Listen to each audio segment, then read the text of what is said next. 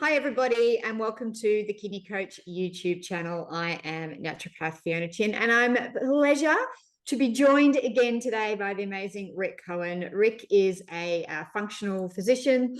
He's been in medicine for 25 plus years. He's the founder of the Ignite Longevity program, and well, actually, it's a company that provides personalized assessments and integrative interventions to help people take a comprehensive approach to living longer, healthier lives.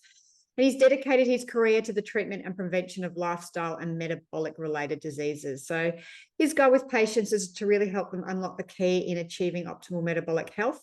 As a physician, he strives to educate those who are ready and willing to commit to living a full life. And he believes that this is the key to preventing and reversing chronic diseases, including things like diabetes, chronic kidney disease, cardiovascular disease, and all of those sort of great things. But one of the amazing things that Dr. Rick Cohen is very well versed in is the relationship between iron, minerals, copper, and all these amazing things, and the role that they play in chronic disease, metabolic disease, and kidney disease. And it's something I know, even as a naturopath, we're taught low iron, supplement iron. It's as simple and as easy as that. And then look for the cause. You've probably got some food allergies or some parasites, and that's probably, or you've got a heavy menstrual bleed if you're a female. And it's really that simple. But as Dr. Cohen is going to take us on a journey today, it's really not that simple. And of course, our beautiful kidney disease patients are often chronically low in iron due to this EPO link. So Rick, thank you again for coming on the YouTube channel and sharing your knowledge with us. This is a really interesting topic for me. And one, I'd be lying if I said I know the basics, but I don't know all these other intricacies that I think are really important that we educate our community about. So thanks. Well, good day, or good day. Good day. Yep, very good. Well done. You're welcome to Australia anytime. Yeah, so this is a super interesting topic, and just how you led up to it used to be, and the same thing for me. This is easy. You're iron deficient, or you're not quite iron deficient because iron helps key some particular enzymes to deliver oxygen. Maybe you should take some because it'll help improve performance or energy or whatever it might be. And I will say, oh my gosh, I was 100% incorrect or miseducated or diseducated or misinformed, whatever it might be. And while I was always aware of the problem of high iron, and going back as part of like 25 years ago, I had a cardiovascular screen, which one of the things was checking for iron, although I was checking the wrong marker. And I'll talk about that. I was checking ferritin, which is, we'll go over this, and not paying attention to the real markers. I wasn't aware of the critical importance, and it's just something that was never really taught to the level that I became aware of when I was sort of educated and mentored by a researcher who's been down this path for 12 years, hours a day. And Morley Robbins is the researcher, and he's super knowledgeable in many pathways, and I will not do anywhere near his tapestry and eloquence of spinning this story. But what I can do is, from a clinical engineering background, and what I like to do is give the salient points. And many people will study the in-depths, and if you go into forums, they'll argue pathways and they'll debate what's right, what's not. That's not me. And I'll go and I'll say, well, what can we do with it? So Yeah. if there isn't something that I can do clinically, or I can share with someone, or we can understand how it fits into a pattern, and we're just sort of debating the pathways, that's great. But it's not ready to be used by us. And that's, so there's and I think that's a good thing to think of in anything, is understand what's and what I can do, what I can do, and then what I need to check for me, because we're all different. Yes. And what works for me is never what works for someone else. Not never, but may not work for someone else at all. So we're individualized. And that's probably key point number one, is to know where you are even if the pathology is the same, even if Western medicine has deemed you all have kidney failure, but I'm sure you talked about there's many different reasons for that, right? So just Exactly. because you have a pathology, what's causing it? And if you don't treat or figure out what the cause is, then you're really never going to get to the cure, right? Or the control. You're just band-aiding the problem. But Yeah, that's exactly. how Western medicine works. It band-aids the problems with a pharmaceutical or an interventional model. And Yeah. hopefully this one little snippet of what we can discuss about iron, copper, vitamin A, magnesium, and ultimately mitochondria, and the things to be aware of that you can do easily and look at in basic serum chemistries for the most part to guide you at least to say, whoa, maybe I don't need iron. Maybe I should try some copper or some vitamin A or something else first. Fascinating. Take me down the rabbit hole then. So I guess for anyone listening, I think what most people know is I'm a bit tired. This is generally the big scope of how it goes. I'm a bit tired. I go to the doctor. Let's check your iron levels. Standard 101, right? We come back, and you're right. Was also taught to look at ferritin and I'm not sure what reference ranges you measure in the US, but in Australia, we look for a ferritin sitting over 50 and then iron to be in a sort of regular range. But ferritin's the most important marker really on the iron test that we get told. And then you're looking at, total iron capacity and all of those sort of things. You're making sure that iron's not too high.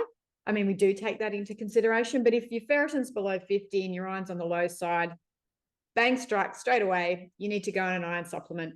If it's really low, so ferritin's like super low and your iron's 1 or 2, then that's probably, we're going to give you a we're going to give you an iron injection. And that's the treatment. And then naturopaths might take it Cringe. one. Yeah, cringe. Naturopaths might take it one step further and go, okay, well, we need to know why you're low in iron. Maybe you've got a gut parasite. Maybe there's a food allergy causing microbleeding, or do you have endometriosis, really heavy bleeding if you're a female, and we look at it that way. And that's really for the bulk of naturopathic medicine. That's the one step further we might go. And then we might prescribe a nice iron that's not going to constipate you with some vitamin C in it. Off we go. Tell me why that is so wrong. It's so wrong. Okay. So let's how's the best way to do this? Um, let's start with energy, right? So let's start with energy.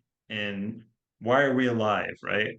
We're alive because we have these little batteries or these little foreign bacteria organisms called mitochondria, which found their way into our cell and decided to coordinate with one another through these bioelectrical signaling molecules. So we have this organism of cells that sort of work together. It's quite, and that's a whole nother discussion about No, they're how amazing. cells, no, how cells signal one another, not related to our genetics. And it's a little bit off topic, but if you take, they have a way of telling each other on what to do. And it's a work of Michael Levin. And if you want to just get blown away, Michael Levin's podcast with Lex Friedman or in any variety of ways. And he talks about how cells, like a skin cell and embryo, if separated, will become a completely different organism. It's like letting a kid out of kindergarten and he doesn't have the teacher around anymore and he's just going to go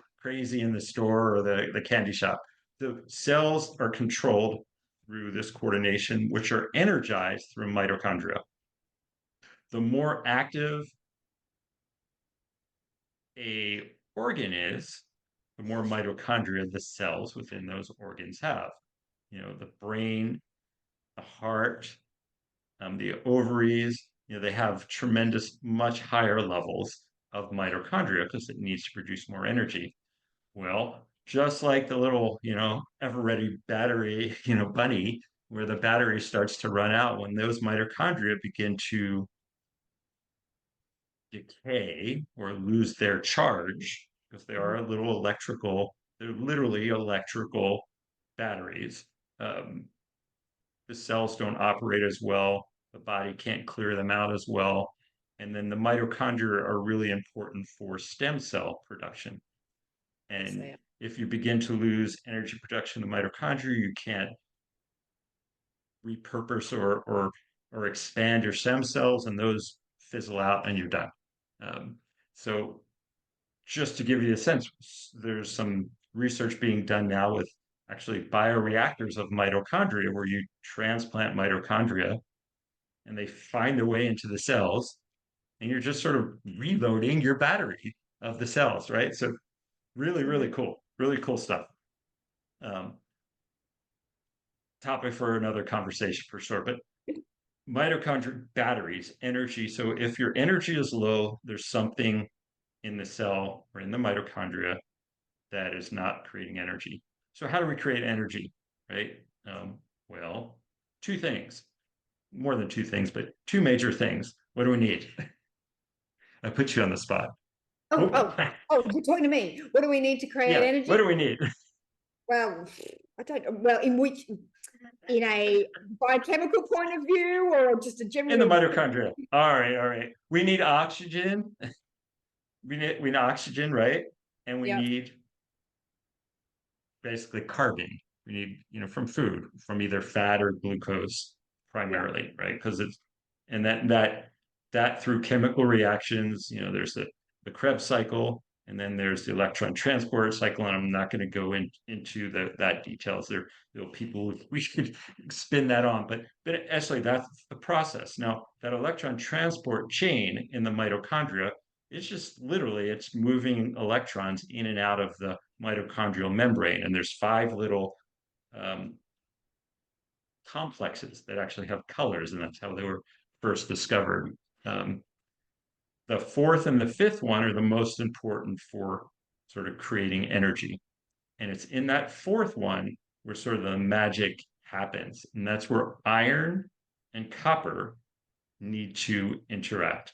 And we can get back to this piece. So there's so the warm up is iron and copper um, work with one another to create energy. And this is because, you know, hundreds of millions of years of maybe a billion years ago, the planet was anaerobic, which mm, means we had a planet that had no oxygen. It was like 1% oxygen. So it was a planet dominated by iron, right? So what happens with iron and oxygen? well, it rusts. It rusts, right? Well, the rust that we see when you have iron and oxygen. So we needed to deliver now when there became more oxygen in the world due to the cyano-based, plankton in the sea, and all of a sudden it reached a threshold and 99 point something percent of the life on planet Earth died off. The organisms that were able to adapt because they were able to use copper to handle the oxygen. There's a shuttle between iron that is rustable, right, or Yep. oxidized versus copper. They both have 2 and 3 electrons, and we won't get too much into the science there, but it needs to be a handoff between those two. And it's copper that allows iron to do its job and not to rust in our cell or not to create reactive oxygen species. Okay, Mhm. that's a oxidative stress, antioxidants, and so forth. Yeah. The analogy I like to use is we want our mitochondria to be like a Tesla, Mhm. right? We want it to be this powerful engine driven, this powerful engine that drives this car up a hill really quickly with no exhaust. Okay. That's a Mhm. highly efficient mitochondria. It's producing energy. It's spinning off just a little reactive oxygen species. It's got enough copper. It has its cellular protective um, antioxidants. The membrane is healthy and so forth, and it handles it. Our body knows how to do that. When there's too much iron and there's not enough copper, these mitochondria become more like a diesel truck, going up a steep hill. It could have a really big engine, but it's spewing diesel exhaust, and that's the oxygen species, and it's the fatigue and it's the poor energy. In between there is something that we don't think about is um, the 4x4 that can still go up the hill really quickly, Yeah. still spewing off oxygen species. Yeah. And to me, that's the endurance athlete who's not taking care of their mitochondria. They may have a lot of mitochondria and they're really fast and powerful, but they're creating all this waste product and eventually doing themselves harm and damage. Yeah. So, having a VO2 max necessarily that's high, but not understanding the efficiency of the mitochondria can be misleading. So while it's good to have a big engine and it's good to have mitochondrial density, having a big engine can be actually harmful. Because on the flip side, you can also have like a little 4-cylinder Honda, that doesn't go very fast up the hill, but it's still, maybe it's a hybrid and it's not spewing out, right? So Yeah. even though it's not as powerful, it's more efficient and it's clean. And that's sort of what metformin can do, or berberine. It affects the first cytochrome, so it Yeah. actually throttles down the mitochondria. You're So it's right. sort of like taking that engine and saying, you're not going to go that fast. We're going to give you a smaller engine in your car. And because now you have a smaller engine and it's a little more efficient, you're not going to make as much reactive oxygen species.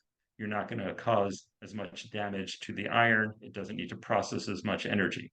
Is that it's that sort of analogy to think of on the mitochondria. So our goal is to have a really efficient, powerful mitochondria. But first is efficiency, is not to spew out that ROS.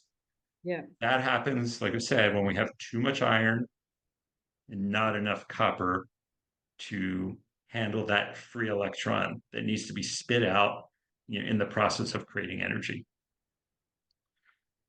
So that's sort of the vision within it. And then it gets a little bit more like there's the fifth electron chain, which has to do with magnesium. Yeah. And if there's too much stress or there's not enough magnesium, then you still don't create energy. So those need to come into play as well.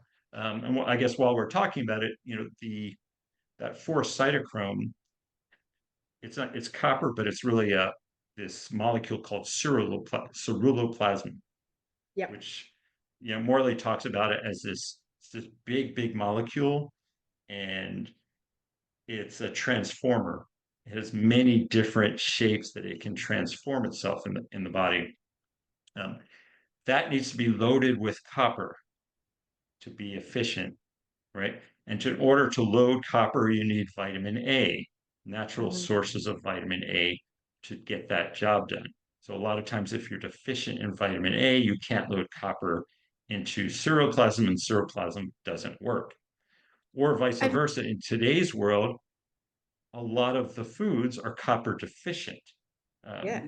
due to the type of farming, due to synthetic nitrogens, due to glyphosates, due to certain antibiotics. They all chelate copper. So just so glyphosate which is Monsanto or Bayer now, right? So Yeah. we know it was first developed as a chelator. So it was a chelating agent, and a chelating agent chelates minerals. What is one of the minerals it primarily chelates? Copper. Copper. Yeah. Copper. So the hidden danger of of glyphosates and spraying it on foods and is you're depriving the soil of copper, Fascinating. Yeah. Right. which you're depleting the foods of copper. In beef liver, so copper is stored in the liver, but beef liver today has like 70% less copper in it than it had 30 or 40 or 50 years ago. So it That's a doesn't all Bruce. yeah, it's being depleted. So now we have decreased copper, and you have a world where, at least in the United States, they add iron to grains and cereals. Same in Australia. So we're causing basically oxidative damage inside the cells. We're We're just increasing. create. Plus, It's like we're wasting someone you're just creating oxidative damage. And I can't. We could go. Sometimes I go, how did they not know this? You know, or do they know this? Does someone know this, or is it just like it's just the world going a particular direction? It just seems to happen, but just every decision that seems to be made seems to head in that direction of creating more oxidative stress and more damage in the population, and it's quite frightening because on one hand I'm like, who knows this? Because I know from the physicians I know, even the more longevity focused ones, they're not aware of this. No, well, this There's was a my few researchers that do, and Morley knows it. I don't know who knows this. yeah, well, here's my next thing is why so my next question then is, well, why then is iron deficiency such a thing? Because it's probably one of the most common deficiencies we see. So people will be like, well, hang on a minute though. When I have my blood test, I'm always, and I'm one of these people, I'm chronically iron deficient, even though I eat red meat and So things like let's that. go to that. Okay, Yeah. so we painted the picture, and we won't go any deeper than that. Mitochondria, energy production, iron and copper protecting, being important in the key state of energy, copper being deficient, iron excess due to whole sorts of reasons. And the one thing I'll mention, other than women, right, who bleed regularly, and what happens is women in menopause, their iron levels go up, and their risk of disease also increases. Um, Women bleed regularly, so they tend to be less likely to have iron um, problems while they're because there's a regular bleeding. In the modern world, we no longer have something you said before, parasites. Mm. In the developing world, pre-modern world, we had helminths and hookworms. So we had this symbiotic relationship with these parasites, which what they do? They bled us. Yeah. So we had natural bleeding. So our iron levels, which as men you can't get rid of, so if you're taking extra iron, it just builds and builds and builds and builds. We won't do the math here, but like if you figure out what you're getting every day and what you lose, because you only need a milligram a day to recycle to create red cells, you have like 20, 30 extra years of iron in your tissues. So, Yikes. so let's think about that. If this is what you're eating and you're eating this much iron, where is it going? It's going into your tissues. So here's the second piece. It's not iron deficiency. It's an iron dysregulation. So it's the iron being bound in the tissues, which is now not available to be used to create the red cells. And going back to Otto Warburg and Krebs, what they found out was they actually bled birds. This is one of Morley's great stories, and it's in his book. They bled birds to death, and then they looked at the liver, and you know what enzymes popped up? Copper. It was like 10 times the amount of copper related enzymes in ceruloplasmin just exploded because the body was saying, holy, we're low on iron. We need to make more copper, to make things and to get it out of the tissues, which, and the old way is like you treated anemia with copper and vitamin A. That was sort of the awareness of it because they sort of understood, and we've forgotten that, Yeah. or I wouldn't even say maybe we've been misled because we'll talk about ferritin, Yeah. because we need to know what to pay attention to.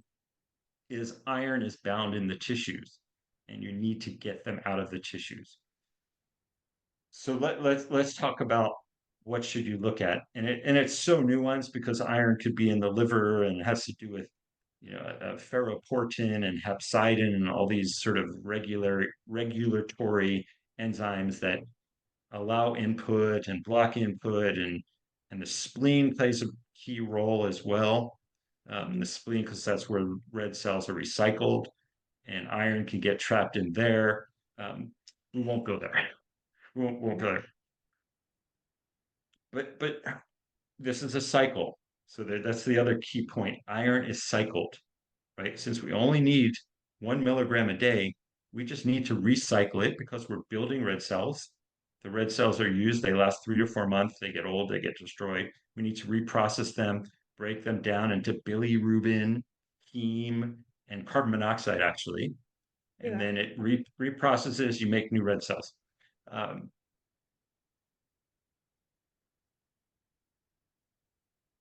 so what do we need to look at then is, so let's get back to what's important. The most important marker, I look at is serum iron, like Mhm. what's in the serum, and hemoglobin.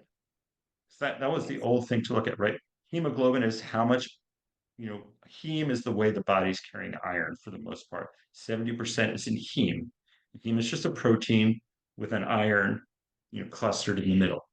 And Yep. that gets packed into the red cells, which then take oxygen and deliver it to the mitochondria to be processed for energy. Somewhere, somehow, ferritin, which is a storage protein, but a storage protein in the tissues. And there's different Mm. types. There's a low density and a high density storage protein. And if you talk to the researchers, understand ferritin, the ferritin in the blood is really more of an inflammatory marker than Mm. a carrier of iron. And people know that, Dr. Well, it's an acute phase reaction. Yes. And then primarily that's what it is. It's a marker of inflammation. Now, it can be very high, when there's extra iron because there's inflammation, because iron is inflammatory. So Yeah. as you pull iron out, you can reduce inflammation, but it also could be high after doing a marathon. It also could be high after a virus infection. It also could be high with liver disease, fatty liver. So there's many things that'll drive ferritin up. It also can be low if there's some spleen issues. If the spleen is not producing things, it could be artificially low. Um, One of the key researchers in this area said technically we don't need ferritin in the tissue in the blood. It wouldn't even come out at all. So Yeah. when we Right. look at ferritin, like 20 is a good number to have. I almost don't pay attention to it as a marker of high iron, other than if it's coming up low. And let's get back to if hemoglobin, serum iron, and then iron saturation, right? So when you look at the CBC, um, red blood cells, right? So we need red blood cells to be floating around, but the red blood cells need hemoglobin Mhm. in those with heme. So knowing that hemoglobin, it varies a little bit. Women have a little bit lower naturally since they bleed and they're smaller typically, and it varies. Men have higher. Testosterone drives hemoglobin because why? Okay. Because it's an mTOR Okay, that makes sense. Yeah. driver, right? Iron is also an mTOR driver because what Mm. do you need to grow? You need oxygen, Yeah. right? So if you're in an anabolic state, your body needs more iron, and testosterone will cause greater absorption of iron. And if men know that, it's like, oh, I'm taking testosterone, my hemoglobin's gone too high, and they'll actually tell people to give blood to.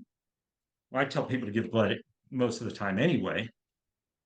Uh, but that's so you need to like, well, okay, that's so there's a downside to testosterone too from its longevity effects. If you don't pay attention to that extra iron being absorbed, you're sort of paying Peter to Paul, borrowing Yeah. Peter to Robbie pay Peter to Paul, pay right? Paul. Yeah. Yeah. Yeah, whatever. Right. Yeah. That one. You might be benefiting on one hand, but your long-term effects are not good. So Gotcha. what we want to shoot for is, we talked about parasites and not regular bleeding, or Mm. even in, you would get cuts and you would naturally bleed and lose some blood periodically. Typically an idealistic be on that lower threshold of hemoglobin. So women 13, men around 14. So I shoot for that lower part. You don't have to be there, but that's sort of a goal as we start to optimize. Then you want to look at serum iron, Yeah. typically around 100 is, I don't know the units off the top of my head, but 100 is the goal. And because you Okay. can have too high iron in the serum or too low, and each of Mm. those are an indicator of either excess iron, or you still can have excess iron and low serum iron if it's in the tissues, Yeah, that makes right? sense to So me. you Yeah. really have to look at multiple markers, and then you have to look subjectively at the person. Have they been taking iron? Did they have an issue? It is not, it's very nuanced Mm. to understand this. The other piece that is important is iron saturation rate. So you have serum iron, and then you have total iron binding capacity, which is the protein that carries iron through the tissues. And just sort of like a bus that has a certain amount of seats, that iron saturation tells us of how overloaded, or how crowded the bus is. We ideally want around 20%. I like to keep that low. You really want enough iron to make sure you're within that lower range, but keeping hemoglobin above normal, keeping iron saturation and serum iron around 100. And then at that point, if you're good, don't care about ferritin unless it's way high, and that's a sign of some major inflammation. Yeah. Um, Transferrin is sort of how they calculate is the protein that carries it, and a high transferrin can be a sign of parasites. Interesting. Yeah. Okay. Yeah. So there is one of the nuances is also anemia of age and anemia of chronic disease. And I'll give you a personal story. My mother, it's twice now. It's like, once she went to the hospital with a urinary tract infection, and they had to give her IVs. And she came in, and her hemoglobin was fine. And I saw her blood work. Her caretaker sent it to me, and then so 3 days later, after they gave her IV, she was feeling better. And they said, we're going to send her home today, but we're just going to give her some IV iron. I'm like, what? Like, what? What? Well, because she's iron deficient. I was like, no. And I, it was already done. And I got on the phone. It's like, I asked, well, how did she look when she first came in? She was good. Did she have any signs of iron deficiency? No, everything was good. They didn't do everything, but her hemoglobin or CBC was good. And they looked at ferritin. I was like, yeah, whatever. They didn't do iron saturation. We don't do iron saturation. Why? Because you don't want to know. Like, Yeah. I, but he said to me, this is the ER. It's like, well, we can't do anything with it. So since there's no action step that we would take, we don't bother looking at it. All right, that's fine. So then 3 days later, she goes, oh, her hemoglobin was 10. So we need to give her iron. I go, well, was she bleeding? And that's a lot of cells to lose. Was she bleeding? No, no. What did you give her a chelating agent? No, no. So where did the iron go? And he's like, uh, couldn't answer. I go, and I tried to say this in a nice way. I said, I didn't know this, and I've been doing research for the past couple of years. And it's like you realize that iron fuels bacteria and parasites, right? That's what they need to grow. So, what do you think the body does when you're in a sense of infection? It says, we're pulling this iron away. It took the iron, her body, still knew what it to do at some level, put the iron in the tissues to help protect herself against infection, which she had. What they did was put the freaking iron back into her Feeds the infection.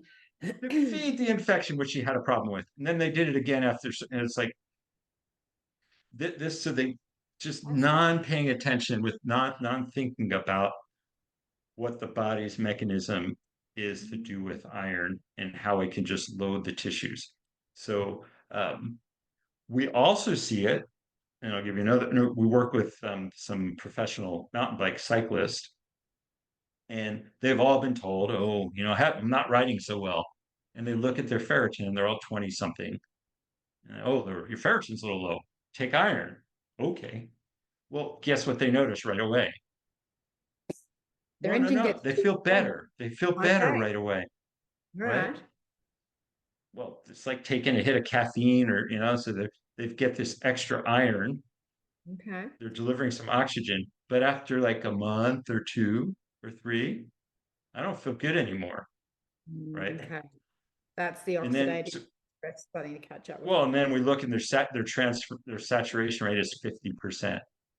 And I was like, hold on a second. Now you've become iron overloaded. And then when you look at their markers, they were actually magnesium deficient, copper deficient.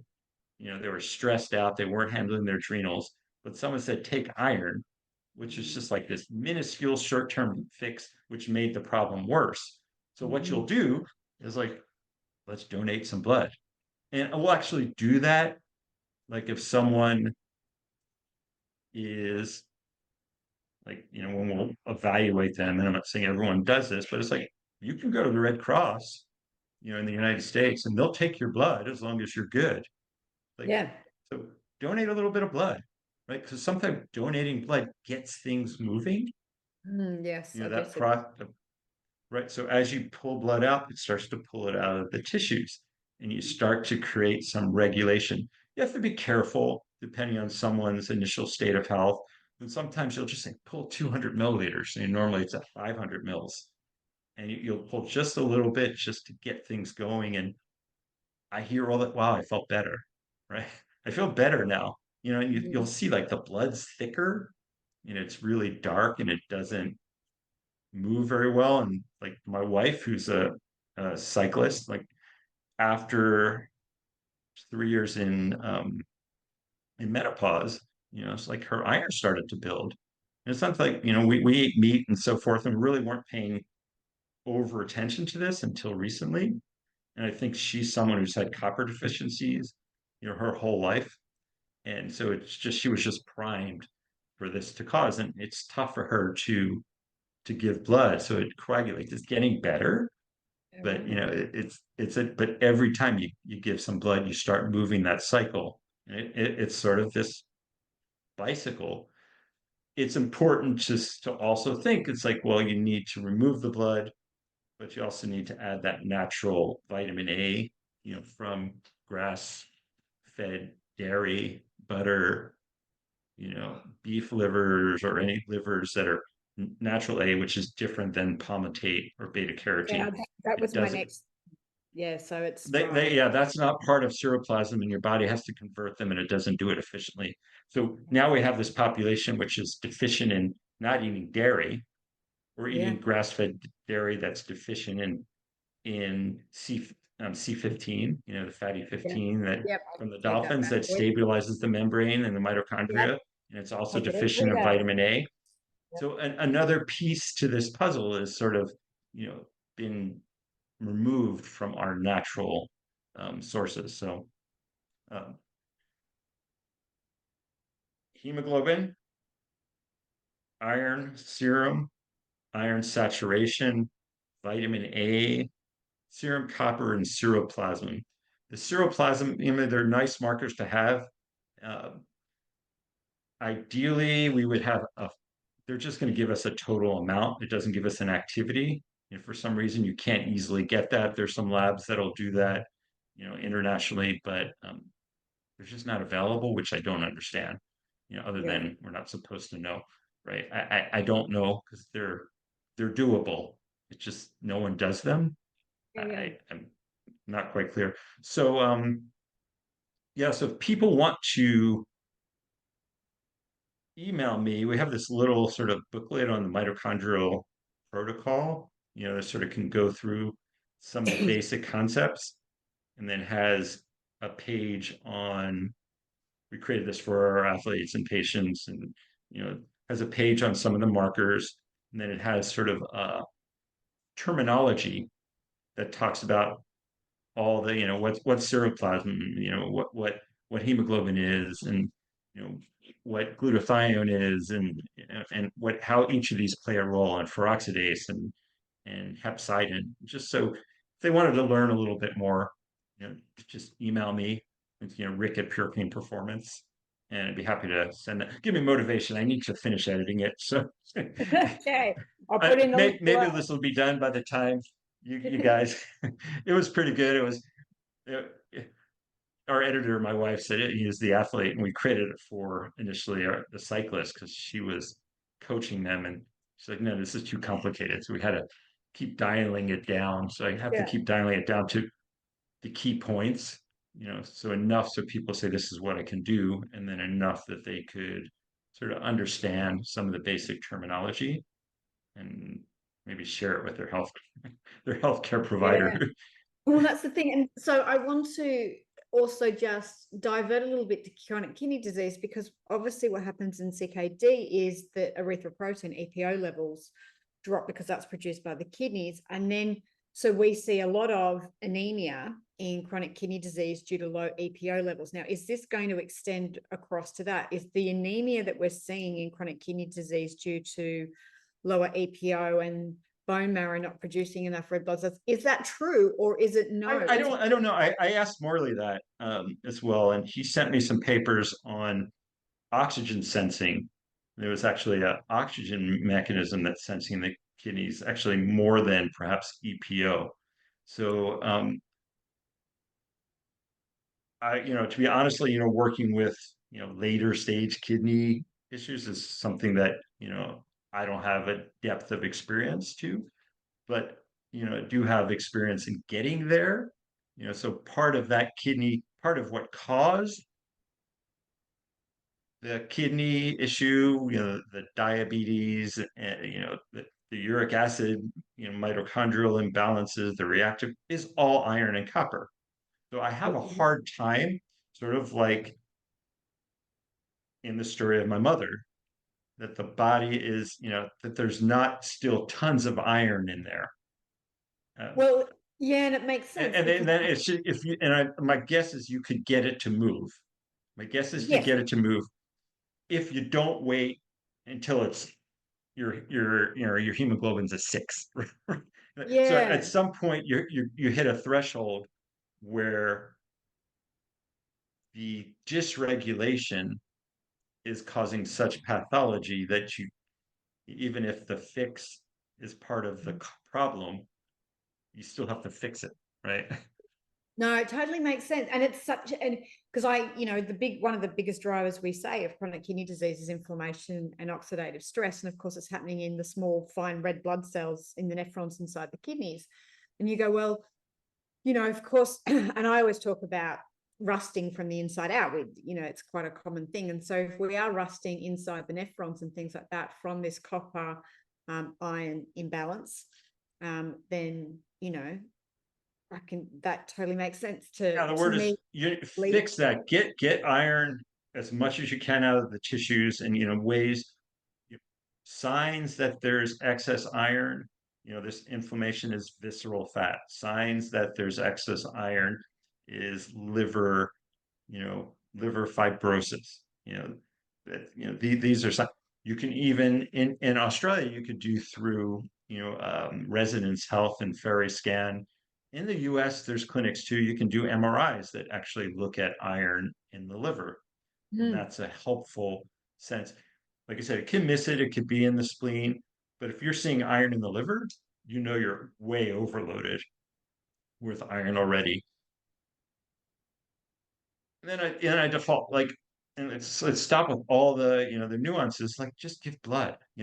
Like, no one says just go to Red Cross and donate some blood. It's a good thing, as long as you're not to the point where it's so low already. Um, Yeah. Donating some blood, as long as you fit their criteria, it's a good thing to do. You help people, and you're also benefiting yourself. You're offloading some extra iron. The point that I say is to get iron, to me, so you have to prove behind a 100% shadow of a doubt. Like a 26-year-old woman who's had heavy periods her whole life, who has never eaten meat, who's been a vegan, who has gut issues, is like, and is a runner. Yeah. Maybe Yeah. I would give him that, but I also might deflect to why did they get that way, right? Mm. So while they might need a short term boost, the issue is probably something else. It's just really hard to, in today's world, to not get enough iron, and it's really easy to not get enough copper. Fascinating. So to sum up for people listening, because again, people are going to be pulling their bloods out and going, huh? So really, hemoglobin, low end of normal range. You don't want a really high hemoglobin. You don't want it tanked into the bottom, but you want it in that lower end of normal. You're looking for your iron stores again, and we've got different reference ranges in Australia, but again, just in the normal range, sort of sitting in that low. It sounds to me like iron levels in the sort of that smack of the mid range is where you want it. And then you're saturation. And then ferritin, take that bad boy off the table. Like, let's ignore ferritin, because in Australia that is what we look at. So let's ignore that. We're looking then maybe at total it's a nuance. It's something to look at if you're trying to figure out, like, this seems like an iron dysregulation, and it could tell us if it's a spleen problem. It's more of a nuance, but to true iron status, ferritin you take out. Yeah, unless there's inflammation, it's going to be super high, which I definitely see really elevated. And you do see it. Some say, well, what about hemochromatosis? Well, yeah, it's like it's extremely high, because there's lots of liver inflammation that's going on there. Okay, so we're looking at that, and then we should be looking at seroplasma and serum iron levels, which I do check now, but I'm always checking serum iron in relationship to zinc. So I'm looking at those ratios and making sure that zinc is slightly higher than copper. If you've got an opinion I don't on that? pay too much attention to zinc because I'm so focused on copper, but I don't, if I have concern with zinc, I just tell people to have some nuts. I won't add in zinc. And you're getting zinc from meat if you're eating meat, and you're getting zinc from Brazil nuts and selenium. So I think if you don't need a ton to make that happen. So I'm less concerned with those, because zinc will deplete or can counteroppose copper, especially in absorption, and that's much more of a concern, in my viewpoint, for people. And then one other thing to know is, and we see this in using rapamycin. So one of the way rapamycin seems to work is with this iron dysregulation, and I see it in athletes, is you can use phlebotomy, and you can use polyphenols such as curcumin or turmeric or ESAGC, or silymarin, or any of these polyphenols will block iron. And so whenever we eat meat, we'll take some curcumin or green tea or coffee. We're not, things that'll block iron are lectins as well, or some dairy, so some yogurt or some kefir after mit will actually block the absorption as the lactoferrin in the dairy that will bind up. So there's some nutrients as well that can help, especially if you can't give blood. But there's just an additional benefit to giving the blood. Also, higher intensity training or altitude hypoxia oxygen training, where so you think about, what do you need when you're at higher altitude? What do you need when you're performing higher? You need oxygen. So your body's going to make more red cells, and it's going to require hemoglobin. So as long as you're not overfeeding it iron, where's it going to get it? The tissues. So if you pull it out and then you're doing physical activity, you're now stimulating the body to pull iron out of the tissues, as long as you're not overloading it with the diet, or you're someone who has the hemochromatosis genes. Then you have to even be more aware. And those tend to be more, it's sort of interesting, Western European based. That's where that enzyme is. And it goes back to the plague. And it's sort of, there was something about the people who survived the plague. This particular gene had a benefit in supporting their survival. So that gene which has a particular risk carried through in Western European descent. Sort of like sickle cell anemia protecting against malaria, it carried through. So now we're left with this remnant, of a past time that doesn't provide that benefit that it did during this crucial time. Fascinating. And I mean, I always say to anyone, don't go shoving a whole pile of copper supplements in there unless you've got some tests and you're working with a practitioner. But are there forms of copper that are better than others? Like if someone is going to supplement, a doctor's or a naturopath or an integrative physician is going to prescribe that, is there a type, we're looking at different types of Yeah, I iron mean, and our key, I mean, it's sort of, we focus on magnesium glycinate. We use copper glycinate, or we used to be able to use beef liver, but it's just not there. We'll use some beef liver extracts, or beef liver just for some of the nutrients, the A and the B vitamins in there, whatever's copper is there. yeah. Cod liver oil is a great source of natural vitamin A, and it gives you a little bit of food-based D. So it's Yeah. really more not overloading D as well, because Mhm. D can sort of increase hepcidin, which will also Make you pick up enhance. iron. Mhm. I'm sorry, Yeah. decrease hepcidin, which will help you pick up iron. And there's some other nuances to high dose D, and that's another conversation, which Fascinating. There's always so many yeah, it's things really, to learn. Hmm. yeah, no, right. But the iron is not you need enough, but you don't need to no more than what's enough to get the job done. But again, So this, as we let off, it's very individual, but you have to look at all the pieces, and like the yeah, restoration too. It's not just, ideally it's giving some blood. It's using dairy, grass-fed dairy, orange. So that the if you get dairy that's yellowish and eggs that are deep orange, naturally they tend to be richer in A. yeah, So it's cod liver oil, magnesium, copper glycinate, and some whole vitamin C is also like an amla, acerola, camu camu, sea buckthorn. yeah. Those are complex C, and they actually have some copper in their in the center of the molecule. Right. So that's also potentially a better option than just using it. It is a better option than using just a straight ascorbic acid. You're right. And beta carotene and the plant based that have to be converted to A again, they're the same. They're no good. You need really beef liver and cod liver. Not no good, but they're not good for this particular purpose. It's not the food Yeah, we used to eat, right? yeah, yeah. Yeah, I And mean, it's go back 100 years. What did people eat? Where was uric acid, right? Which is actually a marker of mitochondrial efficiency. It's not uric acid causes gout. It's uric acid is a metabolic disease marker, right? mm. So that's there's markers you can look at for mitochondrial health, and that's So increased uric acid, you'd say, is a dysregulation, or the mitochondria aren't functioning properly. yeah.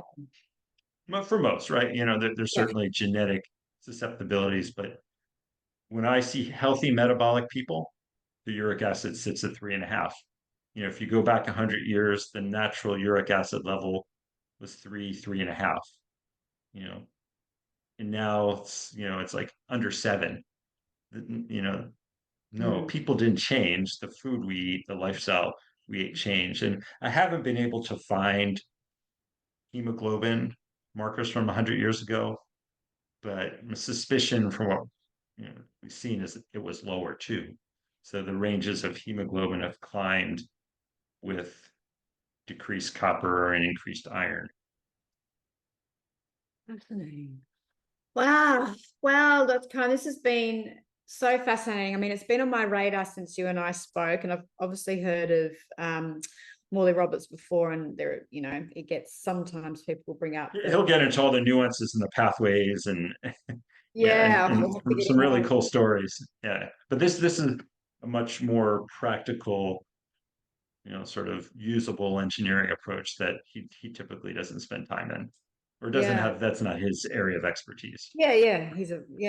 So I guess the big takeaway for people is don't get hung up on iron so much. It's such a, I'm beginning to think, it's a bit overprescribed in our population, and we are Oh, rusting. 100% overprescribed in our Yeah. population.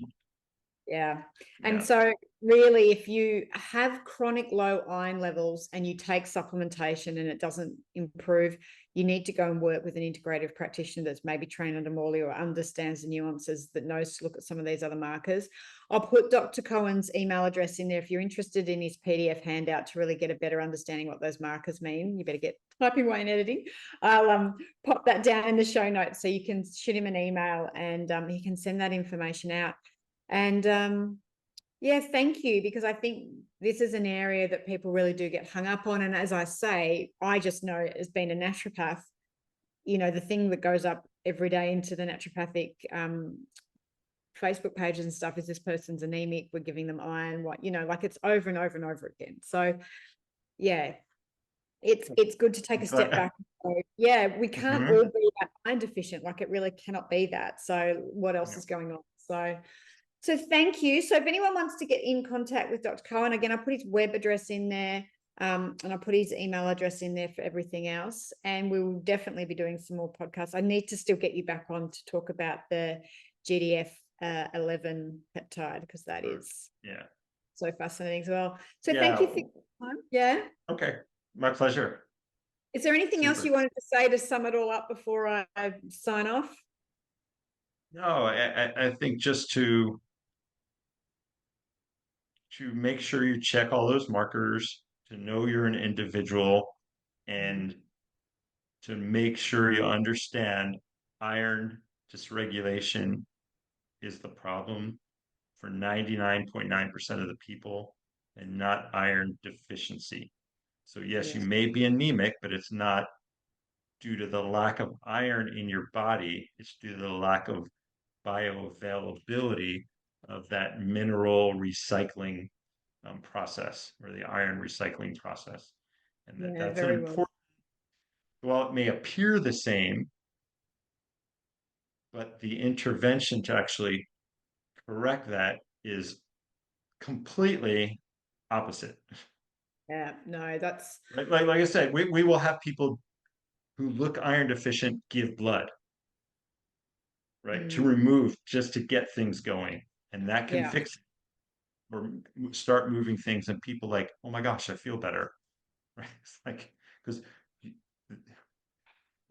fascinating. And then, I mean, a whole other topic, but I've got colleagues who use leeches on things like arthritis, and I'm wondering now, I'm like, was that just stored iron in the joint and the leeches are just pulling out? Right. Yeah, I mean, another way, like acupuncture, they do wet cupping is another way that, to pull out iron as well, which is sort of creepy, but same as the leeches. Oh, love it. Well, thank you again for your knowledge. All the details will go on below. And if you want to know more about what we do, you can head to www.kidneycoach.com. Remember to hit click, like and subscribe. That way you will get notified anytime we put up new videos.